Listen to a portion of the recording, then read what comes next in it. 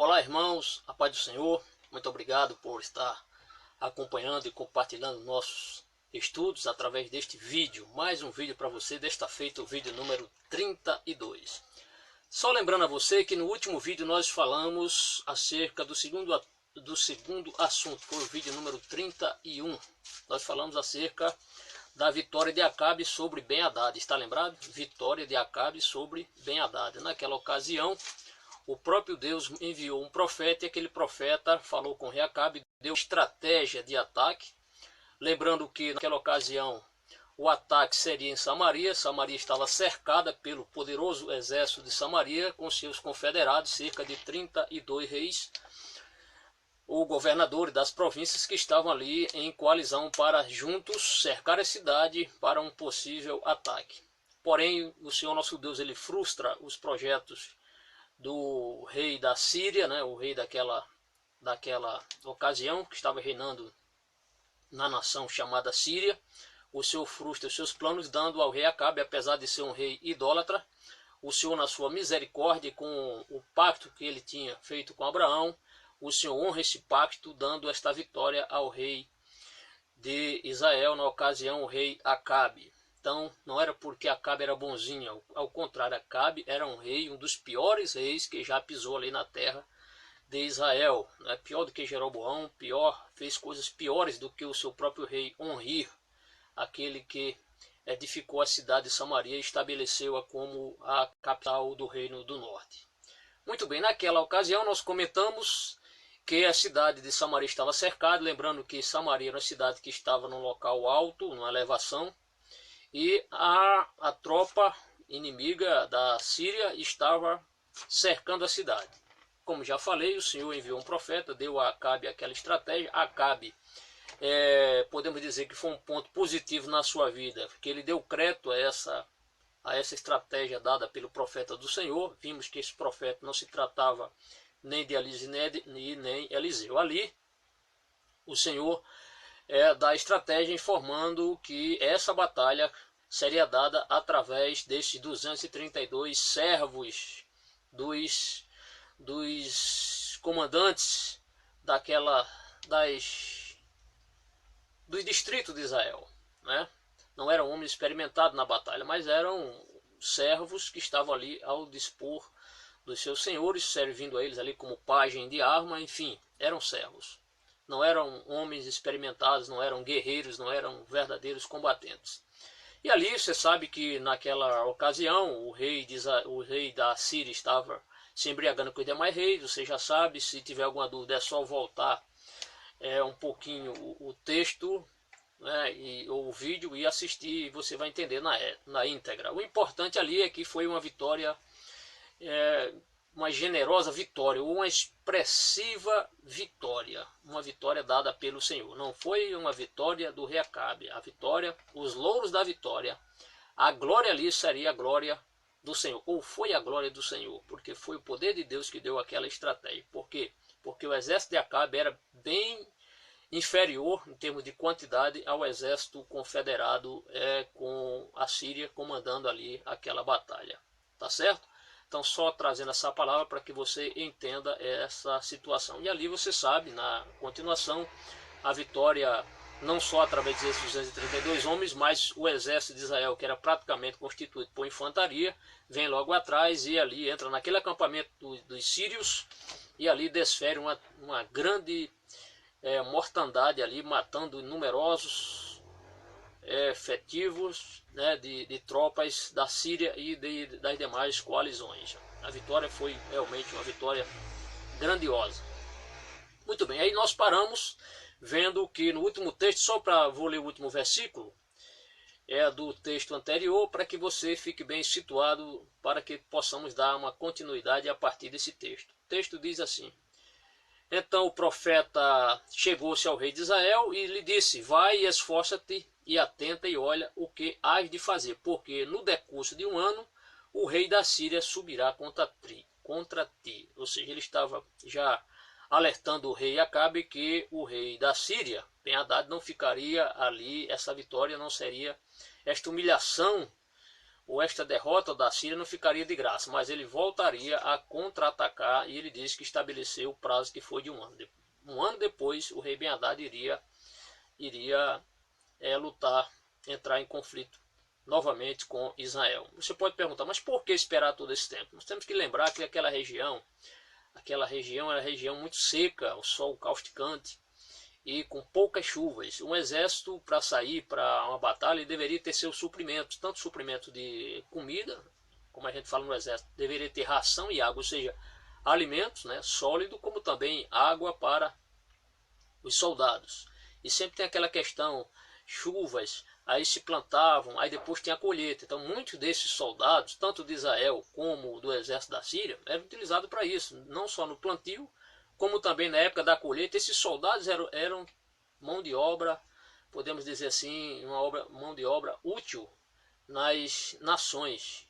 Então, após a colheita, que o exército já podia sair em batalha com um vasto suprimento, eles partiriam para os conflitos, para as guerras, porque aconteceram muitas guerras, milhares de guerras nos idos naquela época, né? Você vê, a Bíblia fala muito sobre guerra, sobre batalhas. Muito bem, então a partir de hoje, nessa ocasião, iremos falar acerca do segundo ataque de Ben-Hadad. Por quê? Porque depois de 1 ano, conforme a palavra do profeta, inspirado pelo Senhor, Ben-Hadad iria atacar novamente Israel. Vejamos que o texto está em 1 Reis, capítulo 20, versículo 23 ao 34. Você pode observar que no último versículo que nós lemos no texto anterior, paramos no 22, e hoje daremos continuidade a partir do versículo 23. Uma coisa importante é que nesse texto nós veremos que o exército da Síria não se conforma com a derrota que eles sofreram diante de Israel. Eles não se conformam e procuram arranjar uma desculpa para a derrota deles. Então eles mostram que aquela batalha, eles só perderam a batalha porque Israel estava lutando no canto alto, que o Deus de Israel era Deus de monte, era Deus que dava vitória a quem estivesse lá em cima, né? Como se Deus só desse vitória, só fosse poderoso em cima das montanhas e não desse vitória em terreno plano. Então eles atribuem isso aí, uma forma de incentivar o seu rei a se conformar com a derrota frente ao exército de Israel. É isso que nós veremos. O versículo 23, e aqui iniciaremos o nosso estudo, diz assim: isso os servos do rei Ben-Hadad procurando ali conformar ou consolar o rei Ben-Hadad acerca desta batalha que eles saíram derrotados. O texto diz assim: porque os servos do rei da Síria Ben-Hadad, lhe disseram, veja só a fraqueza espiritual deles, porque eles não criam no Deus de Israel. Eles achavam que o Deus, como os exércitos antigamente, muitas nações daquela época, sempre atribuíam as suas vitórias aos deuses. Quando o exército perdia uma batalha, atribuía ao Deus daquela nação. É que aquele Deus é mais forte.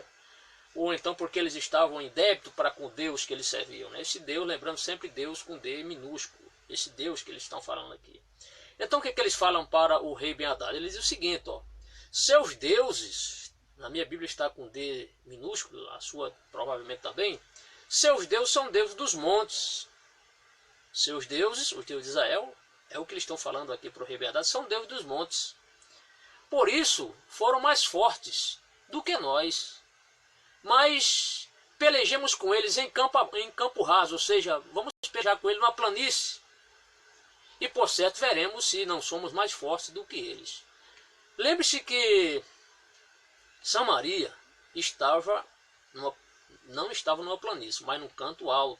Estrategicamente, o rei Henri comprou essa região, essa área, para montar ali a sua cidade, edificar a cidade, uma cidade defensiva. E naquela região da Samaria tinha muitas montanhas, muitos montes, ou seja, o exército da Síria era um exército forte, numericamente falando, que tinha seus carros de combate, e quem tem carro de combate, carro puxado pelos cavalos e seus soldados ali guiando, isso dava um grande poder de mobilidade à tropa. Porém, a tropa a cavalo, ou uma tropa puxada por cavalo, especialmente os carros daquela época, precisavam de via de acesso para correrem, para se deslocar. Sem via de acesso, é inútil você usar uma tropa a cavalo naquela época, era inútil. Precisava também de quê? De campo aberto. Como é que os soldados iriam deslocar os cavalos, os seus carros, se o terreno não permitia um fluxo contínuo ou bons locais para deslocamento? É praticamente impraticável levar um exército para combater um exército a cavalo, ou um exército, aliás, puxado por cavalo, ou carro de combate, numa área muito pedregosa. Isso iria dificultar o deslocamento, iria até atrasar este combate. Então eles atribuem que eles perderam os sírios atribuem essa perda nessa guerra, porque a região era muito montanhosa.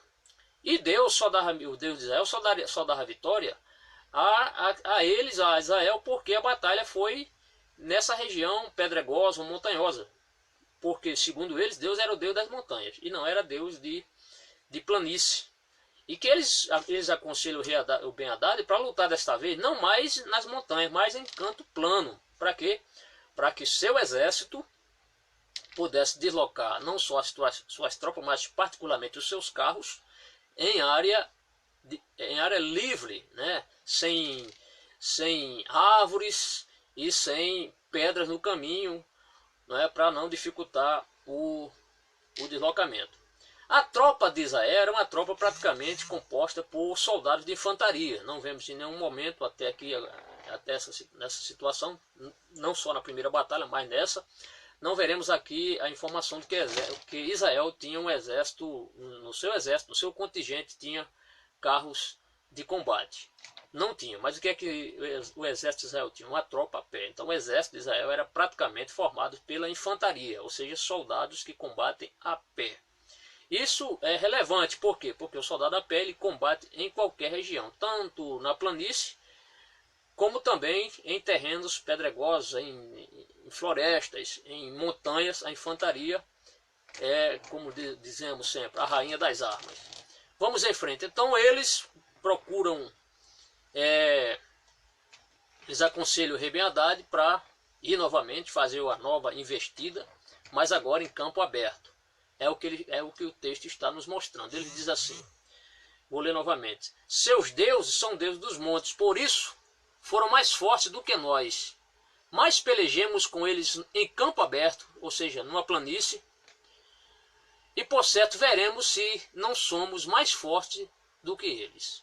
Certo? Então este foi o versículo número 23. Creio que a explicação ela já é suficiente para que você entenda. Vamos ao versículo 24. Então eles aconselham o rei, novamente, já explicam isso aí ao rei, para ele se conformar, mostram qual foi o motivo da perda desta batalha, e agora eles dão outro conselho ao rei Ben-Hadad. Ele diz o seguinte: faze pois isto, tira os reis,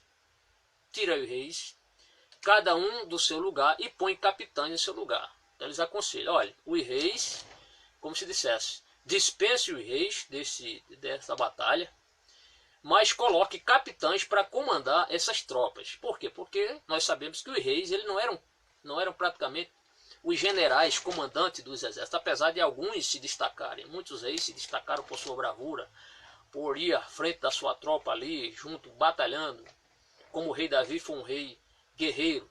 Mas a solução dada aqui é que os capitães levariam a tropa, conheciam mais as estratégias de guerra, os combates, eram mais experimentados, eram homens mais experientes, homens mais comprometidos com a batalha do que no comando do reino em si.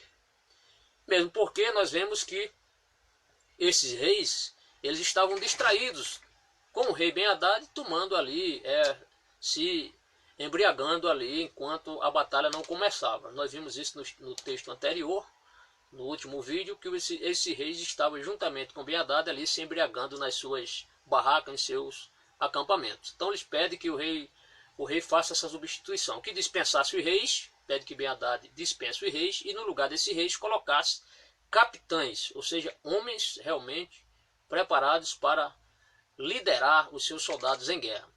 O verso 25, veremos a continuação deste conselho. Eles mandam novamente o rei convocar novamente as tropas, outras tropas, completar, fazer um recompletamento das suas tropas. E o versículo 25 diz: e e numera outro exército como o exército que caiu de ti, e cavalos como aqueles cavalos, e carros como aqueles carros. Então, novamente, ele diz, olha, prepare o seu contingente, faça o recompletamento da sua tropa, traga mais cavalos, carros. O texto diz, e pelejemos com eles em campo raso, ou seja, em campo aberto, numa planície, em lugar onde os soldados, os carros de combate puxados pelos cavalos pudessem facilmente se deslocar.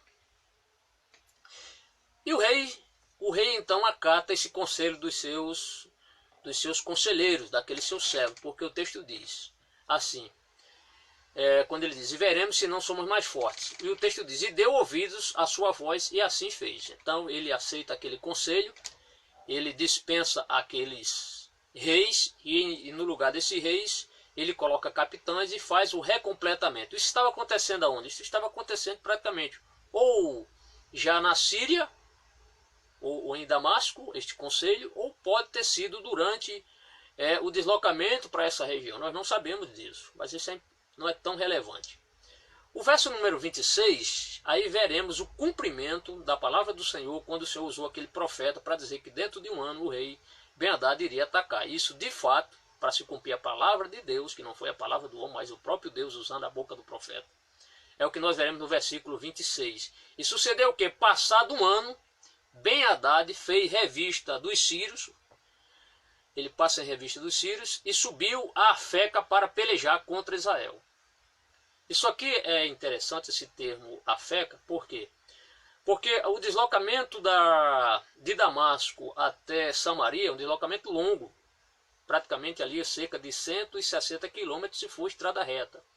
Observe sempre os mapas que estão na Bíblia, nunca despreze os mapas da Bíblia, sempre vemos no final da Bíblia aqueles mapas coloridos ou preto e branco, e sempre tem ali embaixo, e é importante, uma reguinha ali, mostrando ali, aquilo é importante você medir em centímetros, porque ali ali ele mostra como você deve fazer a medida, tá certo? A medida dessas cidades, de um lugar para outro, isso é muito relevante. Aí você usa como referência aquela, você pode pegar uma régua, olha ali as distâncias, e ali você faz a medida. Eu fiz a medida aqui, dessa distância de Damasco até Samaria, dá cerca de 160 quilômetros.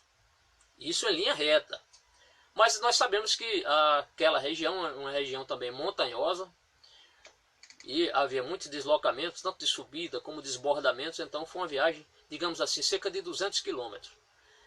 De Samaria até esta cidade que nós acabamos de falar, Afeca, era mais 40 quilômetros aproximadamente. Então a Afeca ficava, para lhe situar, ficava ali a cerca de 40 quilômetros a sudoeste de Samaria, a cidade de Afeca. A Afeca também ficava ali próximo ao litoral do mar Mediterrâneo, cerca de entre 12 a 15 quilômetros, só para você entender. Por quê? Porque eles preferiram agora não lutar mais em Samaria, que a região era mais montanhosa. O que eles fazem?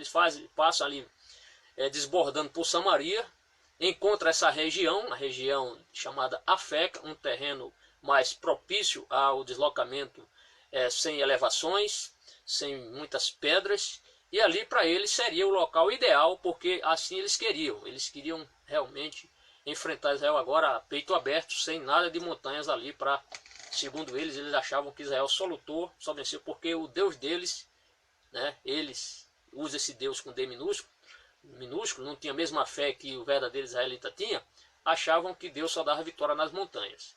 Então não deixou de ser uma afronta ao Deus vivo, ao Deus de Israel, porque Deus escutou essa afronta. Deus viu essa estratégia, esta conversa, Deus ouviu essa conversa dos servos com o rei Ben-Hadad. Então vamos voltar ao texto? Muito bem. Então o texto, no versículo que nós acabamos de ler, o versículo 26, eu vou ler novamente. Sucedeu o quê? Passado um ano, Ben-Hadad fez revista dos sírios e subiu a Afeca para pelejar contra Israel. Então eles queriam novamente outro confronto, porque eles não estavam conformados com essa derrota que o exército sírio sofreu. Vamos em frente? O versículo 27, aí nós veremos que Israel se prepara para esta batalha também. Israel não estava ali desprevenido, mas já estava sendo alertado, já tinha sido alertado pelo próprio profeta do Senhor, que depois de um ano completado um ano, Ben-Hadad iria atacá-los novamente. O versículo 27, veremos que Israel estava ali preparado, porque o texto diz: também dos filhos de Israel se fez revista, e providos de víveres. Isso aqui é importante, porque numa batalha, principalmente naquela região muito seca, muito árida, o exército, todo o exército deveria levar suprimentos, principalmente água. O soldado, ele precisa tomar muita água durante o dia, porque ele perde muito calor, sua bastante, transpira bastante, ele precisa tomar bastante água. Então o exército de Israel se prover de comida, leva comidas, a sua intendência, que era responsável para preparar os alimentos, leva ali os víveres e leva ali água para os seus soldados. O texto está mostrando isso aqui. Também dos filhos de Israel se fez revista, e providos de víveres marcharam contra eles. Ou seja, Israel já sabia o local onde estava, os sírios estavam em Afeca, que era a área de Israel. Ele não ia deixar os sírios ali. Eles não esperaram um ataque em Samaria, porque Ben-Hadad não se dirigiu para Samaria, mas ele se dirigiu dentro de Israel, ele caminha de Israel mais para o sul, indo ali, ficando ali a sudoeste de Samaria, cerca de 40 quilômetros.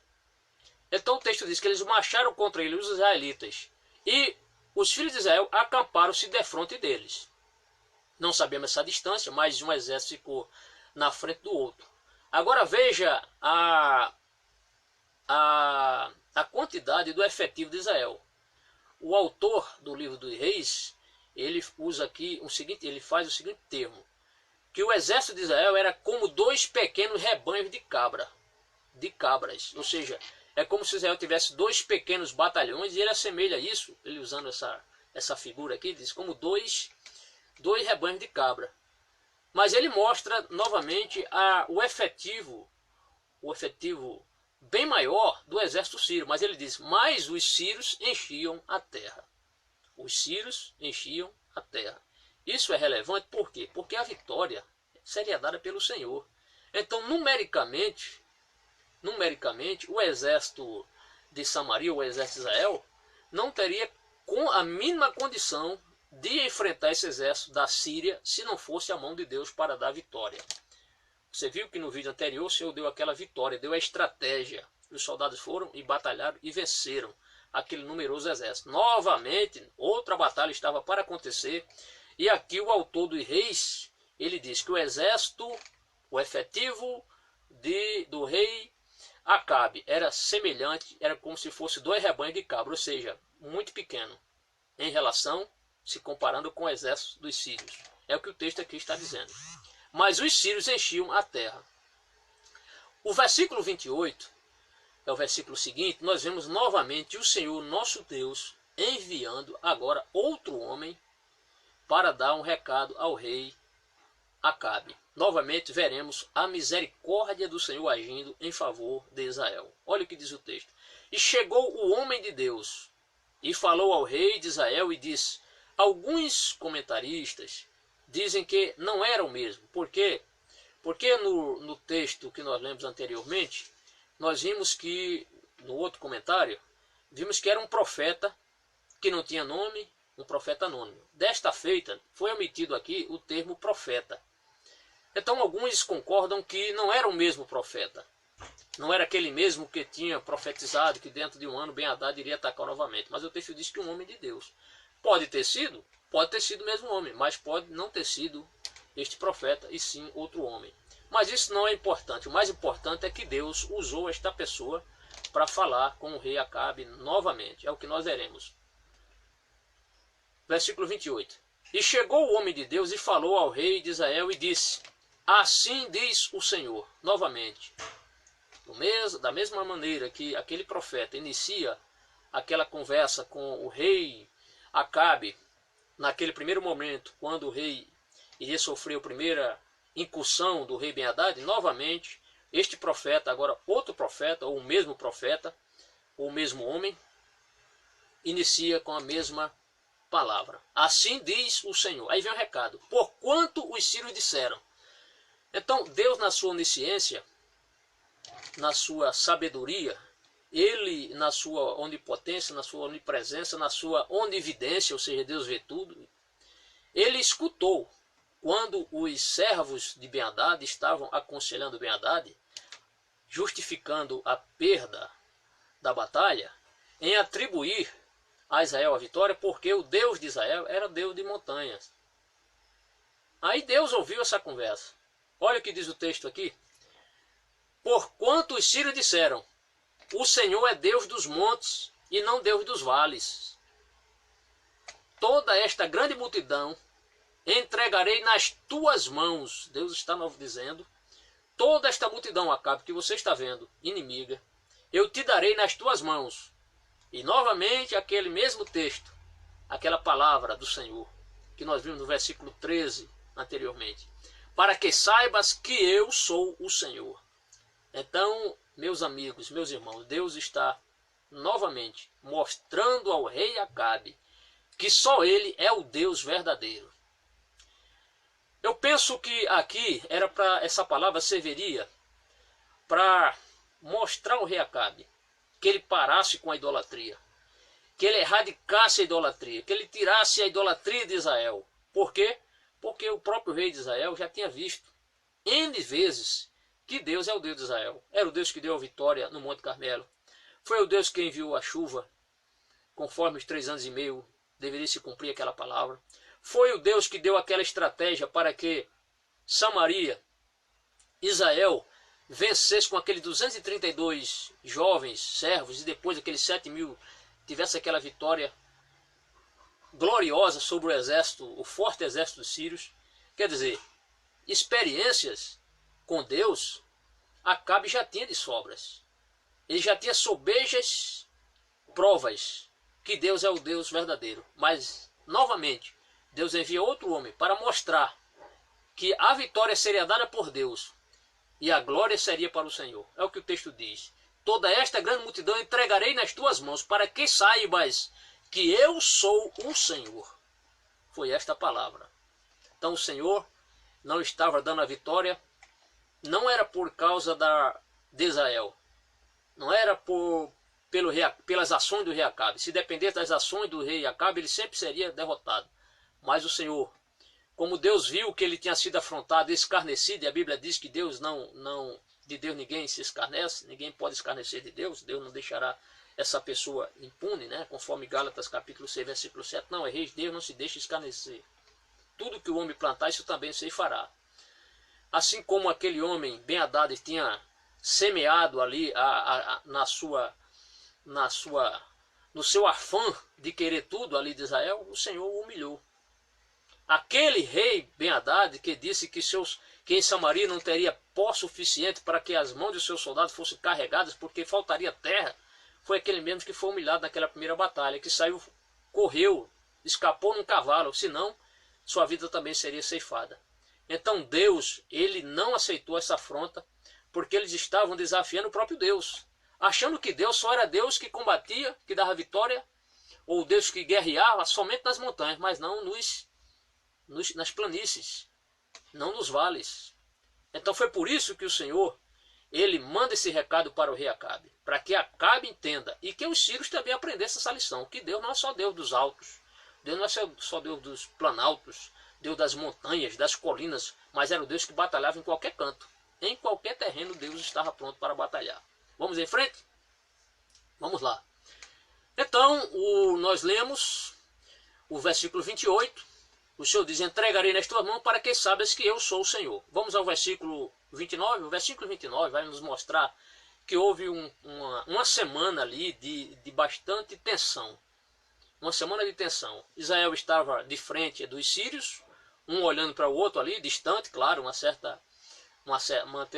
mantendo uma certa distância. E alguém ali tem que começar o ataque. E quem começaria o ataque? É isso que nós veremos agora. Então o versículo 29 diz, e 7 dias estiveram estes acampados defronte dos outros. Então o exército da Síria e o exército de Israel. Uma semana ali de expectativa, de bastante tensão.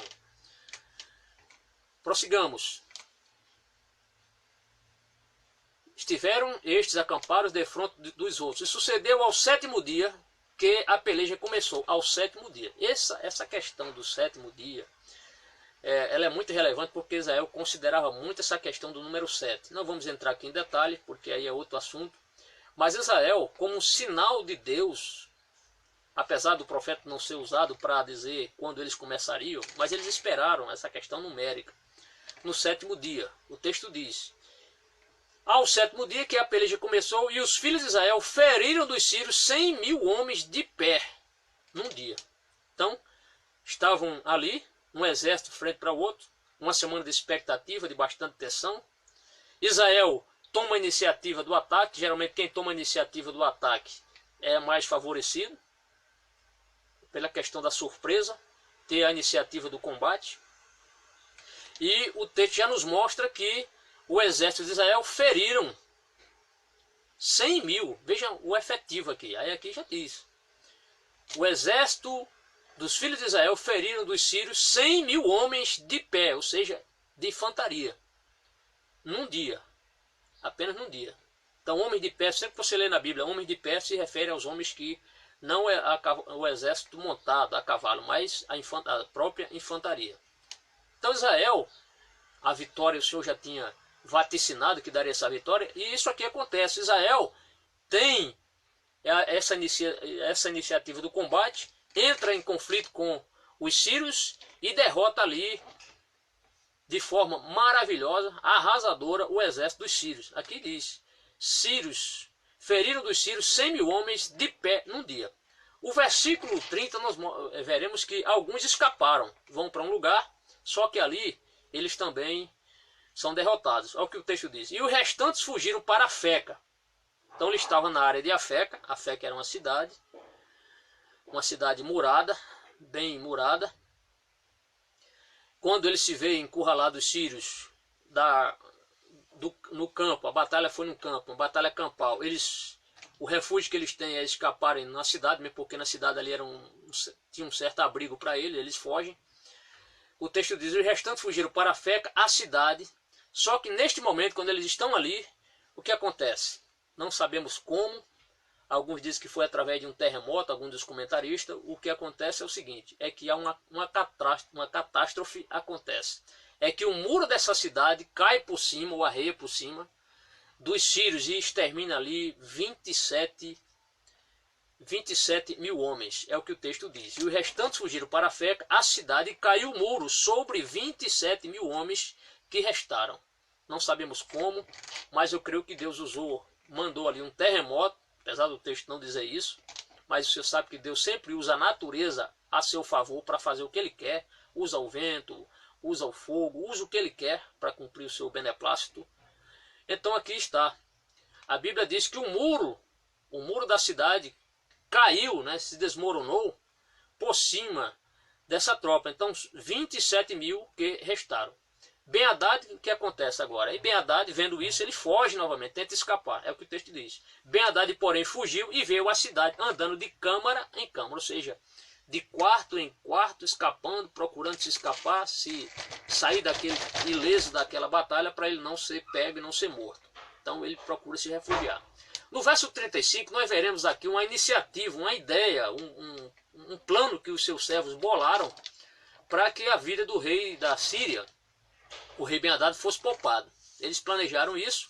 Veja o que diz o texto no versículo 31. Então lhe disseram os seus servos. Ele chama, vendo o seu rei desesperado para escapar ali com vida, porque certamente o exército de Israel saiu no encalço dos que escaparam, e dentre esses que escaparam estava o rei Ben-Hadad. O que é que eles bolam? Então o texto diz, então lhe disseram os seus servos, eis que já temos ouvido que os reis da casa de Israel são reis clementes, ou seja, reis que usam a misericórdia com seus inimigos.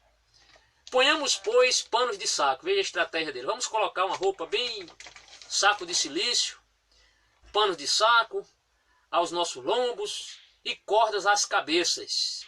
E saiamos ao rei de Israel, pode ser que guarde em vida a tua alma. Então este foi o plano, para que a vida do rei fosse poupada. O que é que eles pensam ali? Vamos vestir roupas de pano de saco. Vamos colocar cordas em nossas cabeças. Essa expressão corda nas cabeças fica difícil entender. Mas você entende como cordas ao pescoço. Alguns dos melhores comentaristas atribuem que essa corda na verdade não era na cabeça, porque não tem sentido uma corda na cabeça, mas a corda no pescoço.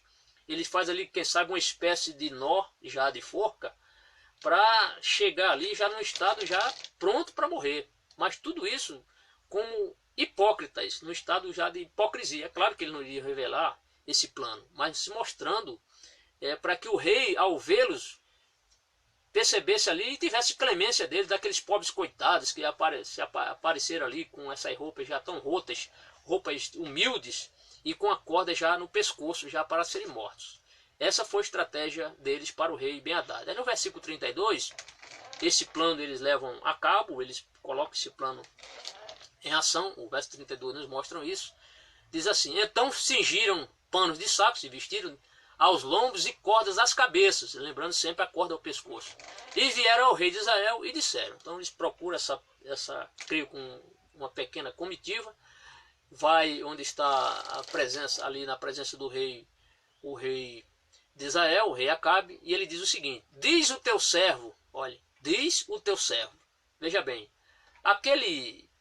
isso é interessante porque você faz essas comparações de textos. Numa ocasião, o rei Acabe se diz, ou faz-se passar por servo de Ben-Hadad.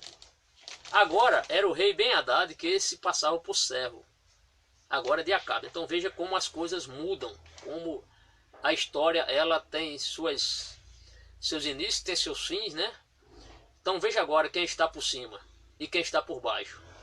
Então diz o teu servo Ben-Hadad, deixa-me viver. Então ele leva esse recado e diz: olha, nós estamos com um recado do rei Ben-Hadad. Ele está dizendo o seguinte: que o senhor deixasse ele viver, permitisse ele viver. Aí, nessa ocasião, o que é que faz Acabe? Acabe faz uma pergunta, e disse ele: pois ainda vive? Ele ainda está vivo? Aí ele disse: é meu irmão. Pois é, Acabe confessa ali diante do seu estado maior, que estava ali próximo, diante dos seus inimigos, dizendo que o rei Ben-Hadad é seu irmão. É meu irmão. O verso 33 diz assim, nos mostra que estes homens dessa comitiva fingida de coitadinhos gostaram dessa palavra, por o rei ter mencionado esse termo aí, essa frase, é meu irmão. O verso 33 diz: e aqueles homens tomaram isso por bom presságio.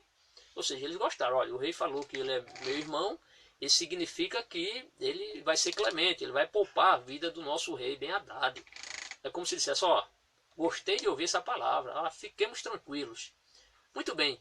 Então aqueles homens tomaram isso por bom presságio e apressaram-se em apanhar a sua palavra. E disseram, ou seja, eles pegam aquela palavra do rei, o rei mostrando-se favorável ou benevolente para com o rei Ben-Hadad, quando ele diz é meu irmão, eles gostam disso, eles apanham essa palavra do rei Acabe, o texto nos mostra, e diz assim: e apressaram-se em apanhar a sua palavra e disseram: teu irmão Ben-Hadad vive. Aí eles revelam agora aqui, ó, teu irmão Ben-Hadad vive. Aí você diz: mas ele não já tinha dito que Ben-Hadad mandou pedir para ele poupar a vida? Poderia ser que ele já estivesse ali moribundo, já quem sabe ferido gravemente, estava ali precisando até de auxílios médicos, dos primeiros socorros. Mas aqui esses representantes do rei Ben-Hadad, essa comitiva, disse: teu irmão Ben-Hadad vive. E ele disse: vinde e trazei-mo. Vinde e trazei-mo. Então Acabe manda um recado: ó, tragam o rei Ben-Hadad à minha presença. Vinde e trazei-mo. Então Ben-Hadad saiu a eles e Acabe o fez subir ao carro. Subir ao carro, o carro puxado por cavalos. Então o rei Ben-Hadad vem, é bem tratado. O rei Acabe dá essa carona ao rei Ben-Hadad. Lembrando que nos vídeos anteriores nós falamos que ele não deu uma carona ao profeta Elias, que foi o homem usado por Deus, mas deu uma carona aqui ao seu inimigo. Veja como os homens de Deus às vezes não são tratados como merecem. Mas aqui ele deu uma carona àquele que lhe afrontou, aquele mesmo rei da Síria, que queria tomar suas mulheres, seus melhores filhos, queria tomar toda a sua prata, todo o seu ouro, que determinou que ele deixasse Acabe, permitisse que seus soldados fossem lá e trouxessem tudo que fosse objeto de valor. Quer dizer, humilhou o rei Acabe naquela ocasião e agora está tratando como amigo, dando carona na sua própria carruagem. Veja como Acabe era alguém de personalidade fraca, um rei fraco de caráter. Ele poderia agora pegar os despojos da guerra, já que ele venceu, ou até exigir que o rei Ben-Hadad lhe fosse tributário, fosse tornar seu vassalo e pagasse mesmo todos os anos os impostos. Mas ele não. O que é que ele faz? Ele faz aqui um pacto, é o que nós veremos, um tratado. E você verá esse tratado logo adiante. Então, Ben-Hadad foi bem tratado. Acabe lhe dá ali, oferece o seu carro para que ambos caminhem, vão naquele carro. E Acabe o fez subir ao carro. No verso número 34, o que é que Ben-Hadad diz? Vendo que ele foi bem tratado pelo rei Acabe, que o rei Acabe não retribuiu a afronta, mas o tratou bem. O que é que Ben-Hadad diz? Ele diz assim: e disse ele: as cidades que meu pai tomou de teu pai, tais restituirei. As cidades que meu pai tomou de teu pai, tais restituirei. E faze para ti ruas em Damasco, como meu pai as fez em Samaria. E eu, respondeu Acabe, te deixarei ir com esta aliança. E fez com ele a aliança e o deixou. Então vamos novamente aqui. O texto diz: e disse ele: as cidades que meu pai tomou de teu pai, eu quero te restituir, Acabe. As cidades que meu pai tomou de teu pai, eu quero restituir. E faze para ti ruas em Damasco, como meu pai as fez em Samaria. E eu, respondeu Acabe, te deixarei ir com esta aliança. Acabe estava dizendo, aconselhando o rei Ben-Hadad, para que em Samaria, não é questão, em Samaria já havia ruas. Em Samaria já havia rua. O que é que faltava ali? Faltava era a questão do comércio. Alguns dos melhores comentaristas, eles explicam que quando ele pede para Ben-Hadad ali abrir cidades em Damasco, que fosse na verdade o comércio, ou seja, que houvesse um comércio favorável ali entre Israel e entre a Síria. Então essa questão de abrir rua já tinha em Damasco. A questão aqui é a questão comercial. Então ele faz esse pacto e ele diz: e eu, respondeu Acabe, te deixarei ir com esta aliança. Então ele diz: olha, vamos fazer essa aliança. O rei Acabe, eu vou restituir as cidades que seu pai tomou, mas você abra lá em Samaria o comércio, para que nós possamos, Israel e a Síria, possamos viver, depender um do outro, as nossas mercadorias possam ser vendidas e trocadas, etc. Mais ou menos um pacto entre eles. E o texto diz: e fez com ele a aliança e o deixou ir. Então ele faz essa aliança, mesmo porque a Assíria já era nessa época um exército poderoso. Já havia rumores que a Síria já começava a se deslocar para o sul. Acabe, certamente já temendo um conflito com a Assíria, o que é que ele fez? Ele procurou se aliar com o rei Ben-Hadad, que era rei da nação síria. Sempre lembrando, não confundir Síria com a Assíria. Síria, capital Damasco. Assíria, capital Nínive.